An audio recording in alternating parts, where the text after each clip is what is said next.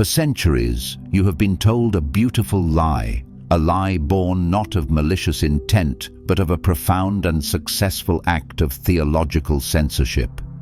This lie is hidden in plain sight, in the second verse of the first chapter of the Bible.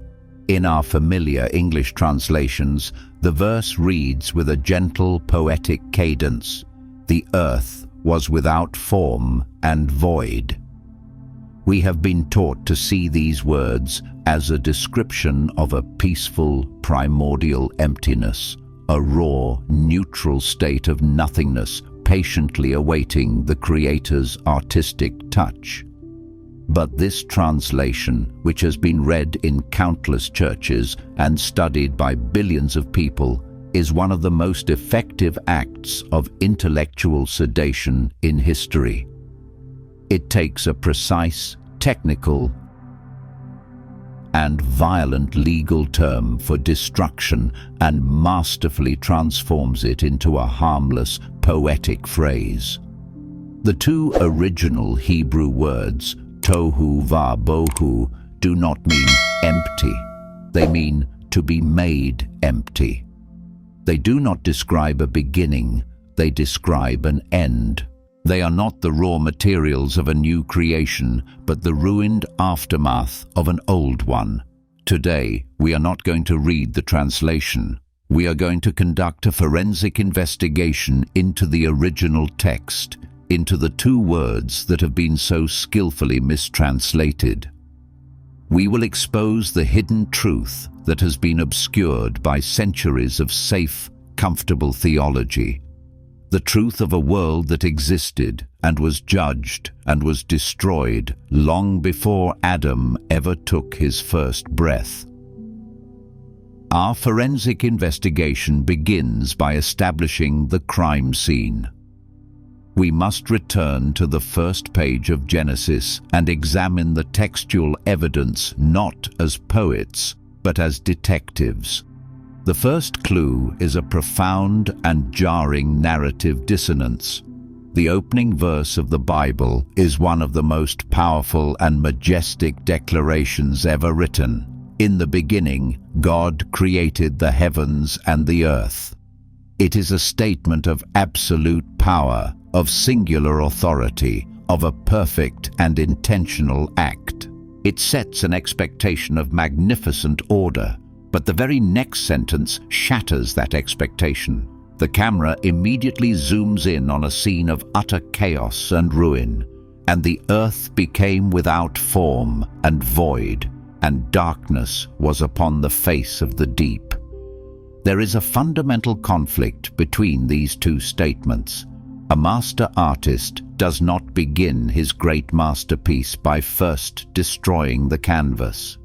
A grand architect does not lay the foundation for a magnificent temple upon a pre-existing pile of rubble. The sequence is illogical.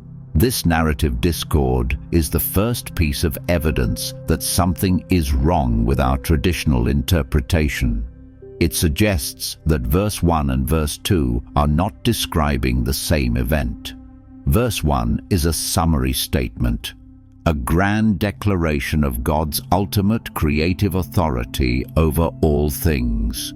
But verse 2 is a close-up, a description of the specific condition of the planet at a particular moment in time, the moment just before the six-day restoration process was to begin. This distinction is critical. If God created a perfect world in verse 1, then the chaotic, ruined, and dark world described in verse 2 must be the result of some catastrophic event that took place between these two moments. The text itself, in its strange and abrupt transition from perfect creation to chaotic ruin, is testifying that there is a missing chapter in the story. A gap in the timeline that contains a history of rebellion, judgment, and destruction. We are not looking at a beginning. We are looking at an aftermath. To understand the nature of this primordial crime scene, we must now move from the context of the narrative to the specific language used to describe it. our investigation becomes a forensic linguistic analysis. We will take the first of our two key words, tohu, and trace its appearances throughout the rest of the Old Testament. By seeing how this word is used in other contexts by other inspired writers, we can build an unshakable case for its true intended meaning. The first and most powerful piece of corroborating evidence comes from the prophet Isaiah in chapter 45, verse 18. In a passage that speaks of God's sovereign power as the sole creator, the prophet makes a profound and clarifying statement. For thus says the Lord, who created the heavens, who formed the earth and made it, he did not create it in vain. That phrase, in vain, is our word, tohu. Isaiah is making an explicit declaration that tohu is the very antithesis of God's creative purpose. God does not create things in a state of tohu. He creates them to be inhabited, to be ordered, to be filled with life. Tohu, therefore, is not a neutral, pre-creative state. It is an anti-creative state, a condition of ruin and desolation that is contrary to the very nature of God's work. This meaning is reinforced elsewhere. In Deuteronomy chapter 32, Moses describes God finding his people Israel in a desert land and in the wasteland a howling wilderness. That word, wasteland, is tohu. It describes a place that is barren, hostile, and dangerous, not a place of neutral, unformed potential. But the most damning evidence comes from another passage in Isaiah chapter 34, where the prophet describes God's coming judgment upon the rebellious nation of Edom. He uses the language of uncreation, of a land being returned to a primordial state of chaos as a punishment. And what are the divine tools he says God will use to measure out this destruction? He shall stretch out over it the line of confusion and the stones of emptiness. That line of confusion is the line of tohu. Here, tohu is not a state of being. It is an active instrument of divine judgment, a standard of measurement for total and complete desolation. The consistent, unified testimony of Scripture is clear. Tohu is not the beginning of a creation, but the result of a judgment. Our second piece of linguistic evidence, the word bohu, is even rarer and in some ways even more conclusive than its more famous counterpart. While the word tohu appears multiple times throughout the Old Testament, allowing us to build a solid case for its meaning, the word bohu is a specialist. It is a term reserved for the most extreme and absolute states of desolation. It almost never appears alone. It functions as a dark shadow, a devastating intensifier that is almost always paired with tohu to elevate a description of ruin into a portrait of absolute post-judgmental void. If tohu describes a land that has been laid waste, bohu describes a land that has been scoured clean of all life, all structure, and all hope. It is the emptiness after the end. This makes its appearance in Genesis chapter 2 profoundly significant. The author did not just say the earth was a desolate ruin, tohu. He said it was a desolate and utterly empty ruin, tohu, va-bohu. This was the most powerful linguistic combination available to him to describe a state of total and complete uncreation. It was not a description of a world waiting to be made. It was the description of a world that had been unmade. Outside of our primary crime scene in Genesis chapter 1-2, this devastating word pair appears in only two other key passages in the entire Old Testament. And in both cases, the context is one of catastrophic divine judgment upon a place that was once inhabited and ordered. We have already seen the first in Isaiah chapter 34, where God stretches out over the judged nation of Edom not just the line of tohu, but the stones of emptiness, the stones of bohu. The imagery here is one of a city that has been so completely leveled, so thoroughly destroyed, that all that remains are the builder's plumb lines and weights, now measuring nothing but a featureless void. Bohu is the architectural signature of a place that has been returned to zero. But it is the second appearance of this word pair, the one that provides the most powerful and irrefutable piece of evidence in our entire forensic investigation, that we must now turn to. It comes from the prophet Jeremiah, in a vision so terrifying, so cosmically vast, that it reads like a direct and deliberate rewinding of the 6 days of creation themselves. Jeremiah is being shown a vision of a future, divine judgment upon the earth, and the language he is inspired to use is a direct word-for-word quote from Genesis 1:2.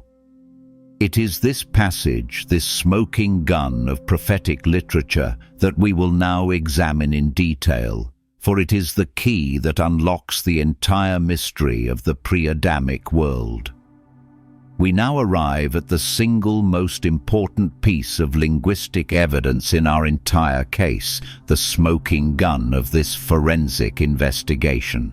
It is a passage from the 4th chapter of the book of Jeremiah, and it is a vision of such profound and terrifying scope that it provides an irrefutable, divinely inspired commentary on the true meaning of Genesis 1:2.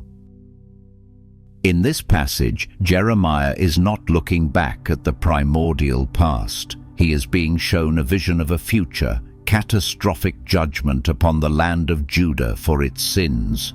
And the language he uses to describe this future destruction is a direct, deliberate, and unmistakable echo of the language of the first creation account.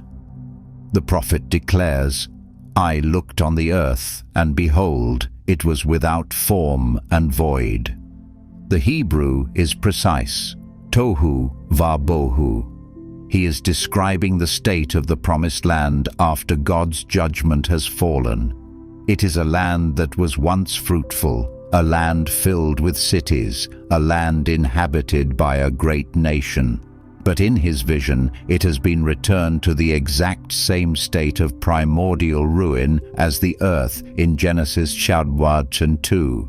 But the vision does not stop there. Jeremiah continues, systematically reversing the order of the 6 days of creation. He says, "I looked on the heavens, and they had no light." This is a reversal of day 1 and day 4. The sun, moon, and stars, which were placed in the heavens to give light, have been extinguished. The divine order has been uncreated. He continues, "I looked on the mountains, and behold, they were quaking, and all the hills moved to and fro." This is a reversal of day 3, the separation of the dry land, which is now being shaken back into chaos. Then comes the most damning piece of testimony. Jeremiah looks upon this ruined, dark, and quaking landscape, and he says, "I looked, and behold, there was no man, and all the birds of the air had fled. I looked, and behold, the fruitful land was a desert, and all its cities were laid in ruins before the Lord, before his fierce anger." This is the final, unanswerable proof. Jeremiah is describing a world that was once inhabited. It had men, it had birds, it had fruitful land, it had cities, and now, under the fierce anger of God's judgment, it has been reduced to a state of tohu va-bohu, a state of darkness, a state with no man. This vision proves beyond any reasonable doubt that the phrase tohu va-bohu is not the description of a world before life and order have appeared. It is the technical, legal, and prophetic description of a world after life and order have been violently removed by an act of divine judgment. The smoking gun is in our hands, and its testimony is clear. The world of Genesis 1:2 was not a world that had not yet been created. It was a world that had already been destroyed. The evidence from the Hebrew text itself is overwhelming. The unified testimony of Genesis, Isaiah, and Jeremiah proves that tohu va-bohu is the language of a world under judgment. But our forensic investigation does not stop there. We must now turn to another ancient witness, a witness not from the original Hebrew, but from the very first and most important translation of the Hebrew Scriptures into another language. We must examine the testimony of the Septuagint. The Septuagint is the Greek translation of the Old Testament, a monumental work undertaken by Jewish scholars in Alexandria, Egypt, in the centuries before the birth of Christ. It was the Bible of the early apostles. It was the version of the Old Testament most frequently quoted by the writers of the New Testament. Its translation choices, therefore, provide a crucial window into how the earliest Jewish and Christian interpreters understood the meaning of these ancient Hebrew words. So how did these ancient scholars, working more than 2,000 years ago, choose to translate the difficult and pregnant phrase tohu va-bohu from Genesis chapter 1:2 into Greek? Their choice is profoundly revealing. They did not use Greek words that would suggest a simple, neutral emptiness or a state of non-existence. Instead, they translated the phrase as aoratos kai akataskewastos. Let us break down these two Greek words. The first, aoratos, means unseen, invisible, or hidden from sight. This aligns perfectly with the description of a world shrouded in darkness, a world whose features could not be perceived. The second word, akataskewastos, is even more significant. It is a word that means unfurnished, unadorned, or in a state of disarray. It does not describe a state of nothingness, but a state of being unprepared, disordered, and not yet put into its proper arrangement. It describes a house that has been built, but has then been stripped of its furniture and left in a state of disarray, waiting to be reordered and refurnished. While the Septuagint's translation does not fully capture the violent, judgmental aspect of the Hebrew that Jeremiah's vision makes so clear, it provides a powerful and ancient confirmation of our central thesis. The earliest translators of the Bible did not understand Genesis 1:2 as a description of a world that did not yet exist. They understood it as a description of a world that existed, but in a state of disorder and unpreparedness, waiting for a subsequent act of divine ordering and furnishing. The testimony of the Septuagint is clear. The world was not a void. It was a mess. The final piece of evidence in our forensic investigation comes not from the pages of Scripture itself, nor from its ancient translations, but from the rich and often mysterious world of early rabbinic tradition. The Jewish sages who lived in the centuries after Christ, the inheritors of a long and unbroken line of biblical interpretation, were not fooled by the simplified poetic reading of Genesis 1:2. They wrestled deeply with the same textual and theological problems that we have been investigating. They saw the dissonance between the perfect creation of verse 1 and the chaotic ruin of verse 2, and they were not afraid to ask the dangerous questions. Their inquiries led them to a series of profound and often esoteric traditions that are preserved in the ancient collections of Jewish commentary known as the Midrash. and in the mystical texts of the Kabbalah. And in these texts, we find a startling and widespread belief that the world we now inhabit is not the first world that God created. This tradition takes many forms. One of the most famous, found in the Midrash, speaks of a series of worlds that were created and destroyed before the creation of our present world. The sages taught that God had experimented with previous creations, worlds that were built on a foundation of pure, uncompromising judgment, but that these worlds were unstable and ultimately shattered, unable to endure. Our world, they taught, was the first one to be built on a foundation that blended both judgment and mercy. Another related tradition, found in the mystical texts of the Zohar, speaks of the kings of Edom who died. This is an allegorical interpretation of a genealogical list from the book of Genesis, but in the mystical reading, these kings are not human rulers. They are primordial forces, the personifications of previous unbalanced creative emanations that rose and fell in a cosmic age long before the creation of Adam. While the details of these traditions are complex and often shrouded in mystical symbolism, the underlying principle is clear and consistent. The ancient Jewish sages, the men who were the closest in time and in language to the original text of Genesis, did not believe that the story began with a peaceful, empty void. They preserved a memory, however faint and allegorical, of a pre-Adamic catastrophe. They understood that the world of Genesis chapter 1 was not a new beginning, but a re-beginning, a divine act of reconstruction upon the ruins of a previous fallen order. Their testimony, preserved in the margins of Jewish thought, is the final, corroborating witness in our case. The evidence is now complete. The evidence is now complete, and the verdict is clear. The consistent, multi-layered testimony of the Hebrew prophets, of the earliest Greek translators, and of the ancient rabbinic sages all point to the same inescapable conclusion.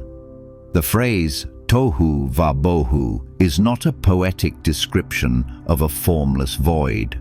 It is a precise, technical, and legalistic term for a world that has been brought to a state of ruin by an act of divine judgment.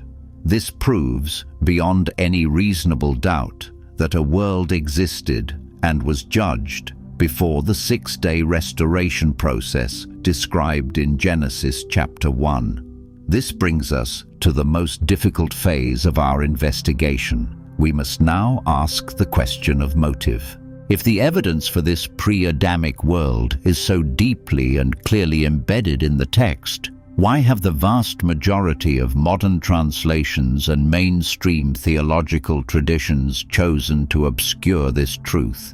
Why have they consistently opted for a softer, more poetic, and ultimately misleading translation of without form and void?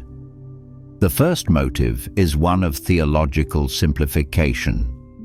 The story of a pre-Adamic world, of a primordial catastrophe that occurred before the fall of Adam, is a story that profoundly complicates the neat, linear narrative of sin and redemption that has become the standard in Western Christianity. The simplified story is powerful. God created a perfect world. Adam sinned and the world fell. In this model, Adam is the singular source of all corruption, but the uncensored history introduces another, earlier fall. It suggests that the world Adam was placed in was already a reclaimed war zone, a planet that was still bearing the scars of a much older rebellion and a much grander judgment. This complicates the role of Adam and the nature of the fall. It raises difficult questions about the origin of evil that predates humanity. And for the gatekeepers of a faith who were trying to build a simple, easy-to-teach system of doctrines, this level of complexity was a liability. It was far easier, far cleaner, to simply mistranslate the two words that pointed to this inconvenient history, to smooth over the crime scene, and to begin the story with a beautiful but ultimately false blank slate. Beyond the pragmatic desire for theological simplicity, there was a second, more emotional and perhaps more powerful motive for the systematic mistranslation of tohu va-bohu. It was a deep-seated, institutional desire to sanitize the very character of God. The uncensored version of the story, the one that the Hebrew text and its prophetic context so clearly present, begins not with an act of gentle, peaceful, artistic creation. It begins with an act of terrifying, world-shattering, violent judgment. The very first glimpse we get of God's direct interaction with the physical world in Genesis 1:2 is as a judge who has just executed a global sentence. It is the portrait of a divine warrior who has just conquered and overthrown a rebellious kingdom. This is a profoundly uncomfortable starting point for any religious system that seeks to present a God who is, above all, safe, predictable, and benevolent in a way that the human mind can easily comprehend. We are far more comfortable with a God who is a painter, a poet, a gentle gardener, a distant philosophical first cause. We are far less comfortable with a God who is a divine warrior, a king whose first recorded act in our planet's history is to bring overwhelming destructive force upon a creation that has defied him. The later gatekeepers of tradition, particularly as Christianity moved out of its gritty Hebraic origins and into the more refined, philosophical, and less visceral world of Greco-Roman thought, were engaged in a long and subtle project of making God more palatable. They were trying to create a faith that could appeal to the rational, orderly sensibilities of the Roman elite. And a God who begins his great story with the smoking ruins of a global cataclysm, a world drowned and darkened by his own fierce anger, did not fit this new, more respectable, philosophical image. And so, a decision was made, perhaps not in a single council, but in 1,000 small choices made by translators and teachers over centuries. The violent, judicial, and martial meaning of tohu va-bohu was slowly and systematically softened. The warrior judge of Genesis 1:2 was quietly replaced by the gentle artist of our modern translations. The stark, terrifying story of a cosmic reclamation was replaced by the beautiful, comforting story of a creation from nothing. They did not just mistranslate two words, they performed a subtle but profound character assassination on the God of Genesis. They chose to present a God who begins his story with a gentle poem, because they were afraid of a God who begins his story with a verdict. The consequences of this dual act of censorship, the simplification of the narrative and the sanitization of God's character, were immediate and profound. Once the literal, historical, and judicial meaning of tohu va-bohu was lost, the entire first chapter of Genesis was set adrift from its historical anchor. It was no longer a chronicle of a real, physical, and violent reclamation of a fallen world. And so, it had to become something else. It became an allegory. This is the birthplace of the modern, often bitter, conflict between faith and science. When the Church, through its mistranslation, transformed a story of recreation into a story of first creation, it inadvertently placed the text in direct competition with the scientific account of origins. The 6 days of Genesis, which in their original context describe the rapid, miraculous restoration of a single ruined planet, were now forced to carry the impossible weight of explaining the origin of the entire multi-billion-year-old universe. The result was a theological disaster.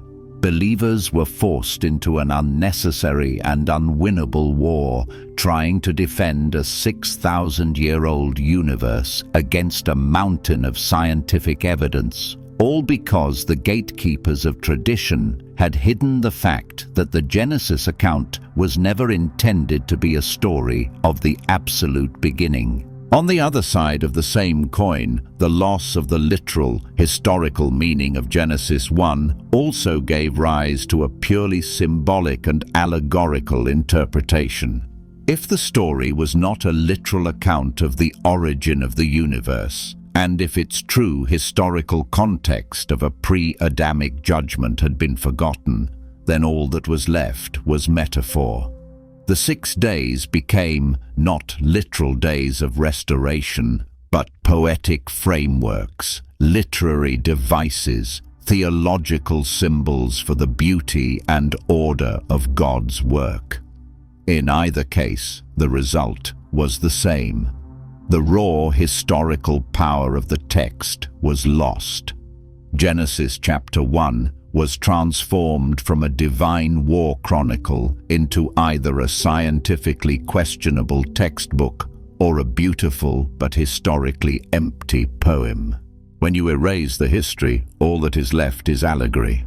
To understand the true meaning of tohu va-bohu is to be handed a key that unlocks a more profound, more coherent, and ultimately more hopeful understanding of the entire biblical narrative. This knowledge that the story of Genesis begins with an act of restoration upon a ruined world changes everything. It means that the very first act of God that is described in detail in our Bibles is not an act of creating something from nothing, but an act of redeeming something from chaos.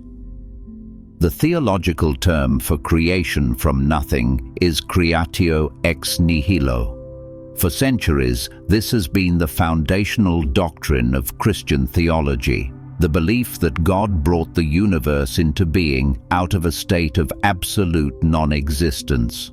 And while the Bible certainly teaches that God is the ultimate origin of all things, the story of Genesis chapter 1, as we can now see, is not a description of this event.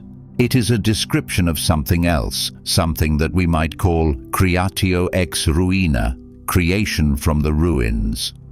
This is a monumental shift in perspective.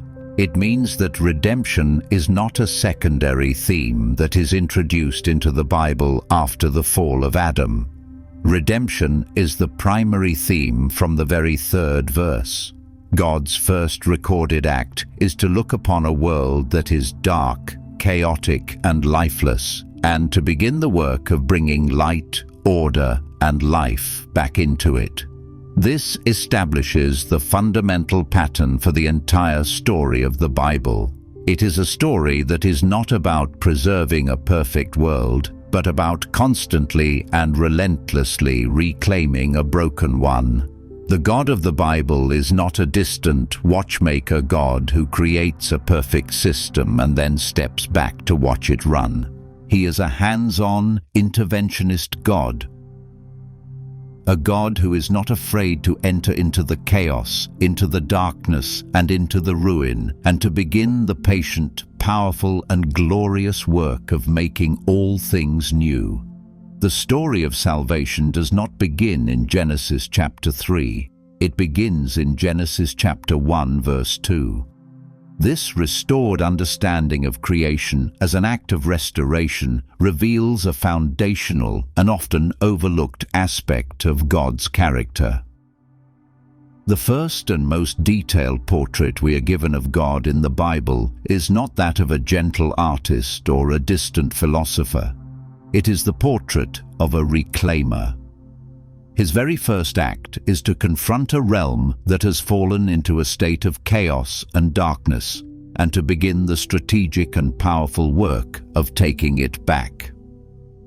This is a profoundly different starting point from the one we have been given by tradition. A God who creates from nothing is a God of pure, abstract power. But a God who creates from the ruins is a God of redemptive, confrontational love. He is not a God who is afraid of the dark. He is a God who steps directly into it and speaks light. He is not a God who is repulsed by chaos. He is a God who actively subdues it and imposes his own beautiful and life-giving order upon it. This establishes the dominant characteristic of God for the rest of the biblical narrative. He is the God who reclaims a chosen people from the chaos of slavery in Egypt. He is the God who reclaims the hearts of his people from the chaos of idolatry through the prophets. He is the God who, in the person of Jesus Christ, steps directly into the darkness of a fallen world, into the chaos of human sin and death, to reclaim humanity for himself. The story of the cross is the ultimate act of creatio ex ruina. Jesus enters into the ultimate state of tohu va-bohu, the darkness, the separation, the judgment of death, and from those very ruins he brings forth the new creation of the resurrection. The pattern was set in the first verses of Genesis. The God of the Bible is not primarily a creator in the sense of a first cause. He is, in his very essence, a reclaimer, a restorer, a king who is not content to leave any part of his universe under the dominion of chaos and darkness. His nature is to take back what is rightfully his. This restored narrative of creation as a cosmic reclamation project provides, for the first time, the true and epic context for the creation of Adam. He was not, as the simplified fable would have it, placed into a brand new, pristine garden in a world that had never known conflict. The reality is far grander and far more perilous. Adam was placed into a world that was, in a very real sense, a post-war landscape, a planet that had just been liberated from a hostile, chaotic regime and was still bearing the scars of an ancient cosmic battle. When God placed Adam in the Garden of Eden, he was not just giving a home to a gardener. He was installing a viceroy in the capital city of a newly reclaimed province.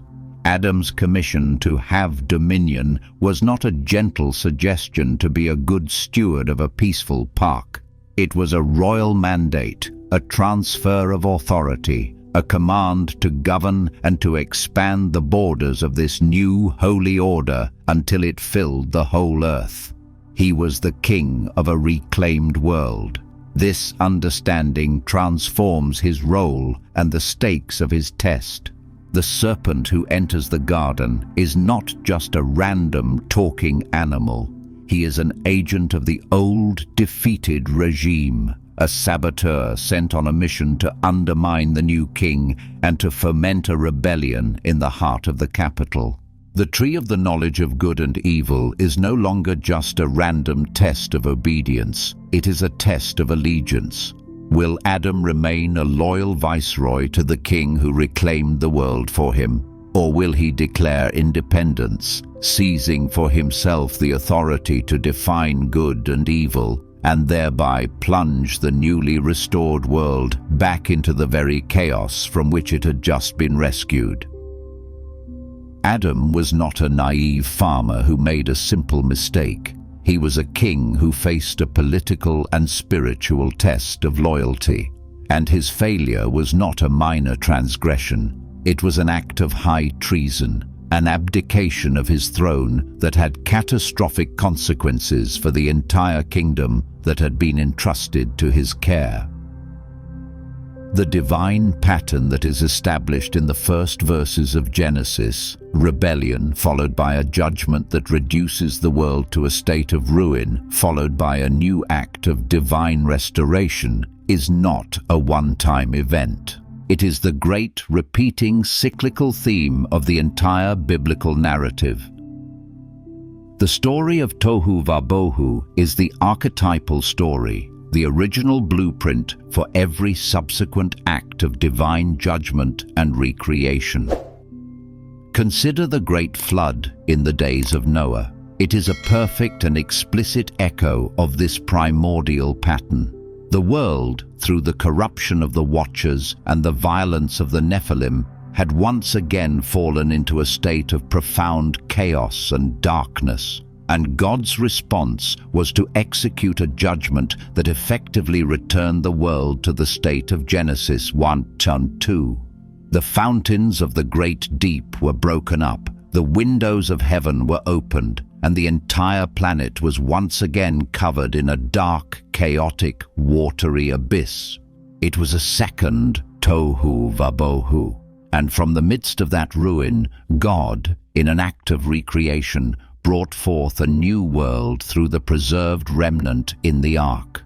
This pattern echoes again in the destruction of Sodom and Gomorrah. A localized region, consumed by rebellion and sin, is reduced to a barren wasteland of fire and brimstone, a miniature tohu va-bohu. And from that judgment, a remnant, Lot and his daughters, are rescued to begin again. The prophets, like Jeremiah, understood this pattern perfectly. They warned that if Israel continued in its rebellion, its own land, the fruitful land of promise, would be returned to a state of ruin and desolation, a political and spiritual tohu va-bohu during the Babylonian exile. And ultimately, this great pattern points forward to the final judgment. The book of Revelation describes a final, global shaking, a time when the kingdoms of this world will be overthrown, and the old heaven and the old earth will pass away. And what follows this ultimate judgment? A final, glorious act of recreation, a new heaven and a new earth, a world where the chaos and darkness have been banished forever. The model was established in the very beginning. Rebellion always leads to ruin, and out of the ruins, God always brings forth a new creation. It is at this point that some might be tempted to dismiss this entire investigation as a mere academic exercise, a fascinating but ultimately unimportant debate about the precise meaning of two ancient Hebrew words. But to do so would be to fundamentally misunderstand the nature of biblical truth. This is not just a linguistic detail. To understand these two words correctly is to possess the foundational key to the entire biblical worldview. If you get the beginning of the story wrong, you will inevitably get the rest of it wrong as well. If you believe that the story begins with a perfect, peaceful creation that was broken solely by a human choice, then you will see the rest of the Bible as the story of God's attempt to fix a simple moral problem. You will see sin as a primarily human issue and salvation as a transaction designed to restore a lost state of innocence.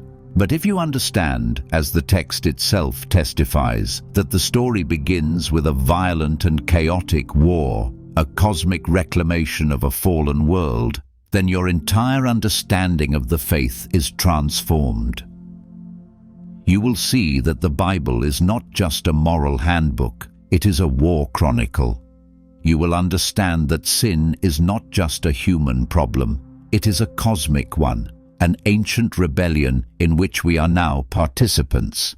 You will see that salvation is not just a ticket to a restored Eden, it is an enlistment in the victorious army of a reclaiming king. This is not a minor detail. It is the very lens through which we read every other page of Scripture. It changes our understanding of God's character, from a distant artist to a hands-on warrior. It changes our understanding of Adam's role, from a failed gardener to a deposed king. And it changes our understanding of our own role, from guilty sinners seeking forgiveness to deputized soldiers tasked with reclaiming enemy territory. The translation of these two words matters because the story they tell is the story that defines our entire reality. To be awakened to this corrected understanding of our origins is to be given a profound and liberating gift. It is an invitation to move beyond the mistranslation, to step out of the flattened, two-dimensional, and often confusing world of the simplified narrative, and into the rich, complex, and breathtakingly coherent world of the original text. This is a call to a more mature and more robust faith, a faith that is not afraid of the Bible's own complexity and its often uncomfortable truths. It is an invitation to become a new kind of reader. No longer are you a passive consumer of a pre-approved, sanitized story. You are now equipped with the forensic tools to become your own spiritual archaeologist. You are now empowered to read the Bible not as a simple storybook, but as a deep and multi-layered library of divine revelation. This means you can now read with a new kind of sensitivity. When you encounter a passage that seems strange or a narrative that seems to have a gap in it, you will no longer dismiss it as a mystery or a contradiction. You will recognize it as a clue, a textual scar that points to a deeper, suppressed history. It is a call to read the scriptures with the same discerning, investigative spirit that the ancient Bereans were praised for, who examined the scriptures daily to see if these things were so. You are being invited to move beyond a faith that is based on the authority of later traditions and translators, and to return to a faith that is more firmly rooted in the authority of the original texts themselves. This is not an act of rebellion against the faith. It is an act of returning to it, of seeking a deeper and more authentic understanding of the story that God has actually revealed, not just the story that the gatekeepers have chosen to tell us. There is a profound and beautiful irony in this entire investigation. For nearly 2 millennia, the gatekeepers of tradition, whether consciously or unconsciously, attempted to obscure the true, violent, and primordial history of Genesis chapter 1. They applied a layer of soft, poetic mistranslation, hoping to conceal the stark, judicial meaning of tohu va-bohu. They built entire theological systems on the foundation of this beautiful lie, the lie of a peaceful, simple beginning. But the original text, the divinely inspired Hebrew, remained. It was preserved with meticulous, almost supernatural accuracy by generations of scribes who, even if they did not fully grasp the historical context of the words they were copying, were bound by a sacred duty to preserve every letter, and so the code was never broken. The evidence was never destroyed. It was simply dormant, waiting in plain sight for a generation that would have the tools and the courage to look again. This is a powerful testament to the resilience and the integrity of the biblical text. It proves that even when human traditions and translations fail, even when entire theological systems are built on a flawed premise, the original revelation remains intact, a permanent and unchangeable witness to the truth. The story of tohu va-bohu is a story of God's faithfulness, not just in reclaiming a ruined world, but in preserving the very words that tell of that reclamation. The mistranslation was a lock placed upon the text. But the key was always there, hidden in the prophetic visions of Jeremiah and Isaiah, and in the consistent contextual use of the words themselves. The gatekeepers may have hidden the key, but they could not change the lock. And now, in our time, the key has been found, and the unbreakable code of Genesis 1:2 is once again being read and understood in its full, world-altering power. The final and most liberating legacy of understanding the true meaning of tohu va-bohu is that it gives us back a universe with a history. The simplified linear narrative of a creation that began only 6,000 years ago with Adam has often placed the biblical worldview in a state of unnecessary and perpetual conflict with the findings of modern science. We are forced to argue over the age of the Earth, the fossil record, and the existence of dinosaurs, trying to cram the vastness of cosmic history into the narrow confines of a redacted genealogy. But the uncensored chronicle, the one that begins with the judgment of a pre-Adamic world, solves this conflict with a breathtaking elegance. It allows for a universe that is ancient, a planet that has a long and complex history, a world that has seen previous ages of creation and life. The fossil record is no longer a threat to the biblical narrative. It becomes the potential evidence of that very first ruined world, the kingdom of Behemoth and Leviathan. The 6 days of Genesis are no longer a scientifically problematic account of the origin of the universe. They are a theologically profound account of the restoration of our specific planet, preparing it for the arrival of mankind. This does not mean that we can perfectly harmonize every detail of science and scripture, but it does mean that the fundamental conflict, the war between a young Earth and an old universe, is a war that never needed to be fought. It is a conflict that was created by the very act of censorship that we have been investigating.